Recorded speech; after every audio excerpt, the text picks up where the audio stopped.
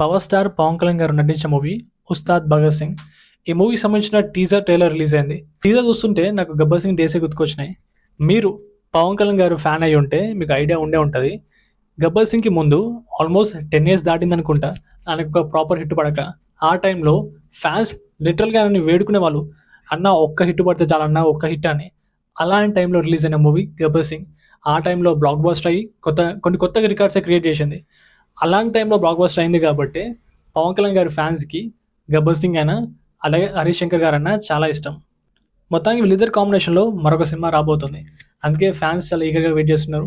And రీసెంట్గా audio launch జరిగేటప్పుడు హరీష్ శంకర్ గారే చెప్పారు, ఈ సినిమా డ్యూరేషన్ 2 hours 30 seconds ఉంటే అందులో 2 hours కళ్యాణ్ గారే ఉంటారని. నాకు అనిపించింది, ఓకే చూస్తుంటే ఆయన ఈ సినిమాని డైరెక్టర్లా కాకుండా ఒక ఫ్యాన్లా తీసిరని. అలాగే ఒక సర్ప్రైజింగ్ న్యూస్ బయటకు వచ్చింది. ఈ సినిమాకి పవన్ కళ్యాణ్ గారు కేవలం 25 crores మాత్రమే రెమ్యునరేషన్ తీసుకున్నారంట. 25 crores అంటే ఇవాళ రేపు టైర్ 2 యాక్టర్స్ తీసుకున్న రెమ్యునరేషన్. నాకు అనిపించింది ఎందుకంత తక్కువ అని.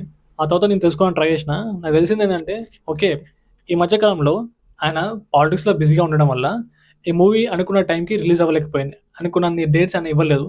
అందుకే ఈ మూవీ డిలే అయ్యింది. దానివల్ల ప్రొడ్యూసర్ నష్టపోయారని చెప్పేసి ఆయన రెమ్యునరేషన్ తగ్గించుకోవడం జరిగింది. Which actually very good thing. ఆయన చాలా మంచి పని చేశారు అలా చేసి. ఎందుకంటే ఎక్కడైనా సరే ప్రొడ్యూసర్ హ్యాపీగా ఉన్నప్పుడే సినిమా బాగుంటుంది. ప్రొడ్యూసర్ హ్యాపీగా లేకపోతే సినిమా బాగుండదు. అలాగే సినిమాని ప్రీపోన్ చేసి చాలా మంచి పని చేశారు. యాక్చువల్లీ ఈ మూవీ 26న రిలీజ్ అవ్వాలి, బట్ ఇప్పుడు 19th రిలీజ్ అవుతుంది. ఇంకో నెక్స్ట్ 12 days అనుకుంటా. 19th పర్ఫెక్ట్ డే అనమాట. ఎందుకంటే ఆ రోజు ఉగాది, అలాగే next few days Ugadi Thursday రోజు ఉంది, ఫ్రైడే, సాటర్డే, సండే, మొత్తానికి 4 రోజులు ఉన్నాయి సినిమా ఫ్యాన్స్ అందరూ హ్యాపీగా చూడడానికి. నాకు తెలిసినంత వరకు ఎంతకన్నా పర్ఫెక్ట్ డేట్ ఇంకోటి ఉండదు. 4 days డెఫినెట్లీ అందరూ చూడాలనుకుంటారు. అలాగే ఆబ్వియస్లీ ఈ సినిమా హిట్ అవుతుంది అనుకుంటున్నా. ఎస్పెషల్లీ మళ్ళీ ఈ సినిమా చూస్తుంటే కొంచెం ఓజీలానే మొత్తం సినిమా మొత్తం ఆయన ఆరాం మీద నడిచేటట్టు ఉంది.